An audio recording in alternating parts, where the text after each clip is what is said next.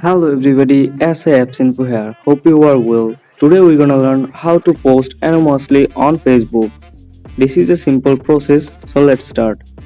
First of all, update your Facebook app from your Play Store or App Store.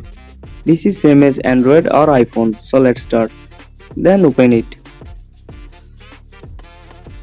After that, go to your um it is your Facebook group, and here you can see a group. After come to this group, after in your group, then you can see write something option. Now click on that. After that you will find a option that post anonymously option in the top side.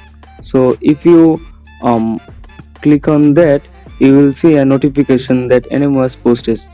I want to post anonymously. Now click on that, and here you can see group member option is turned on here. After that, if you post something, that will post anonymously. So I hope this helps you. If this helps you, then don't forget to subscribe our channel for more informative videos. See you in the next one. Bye.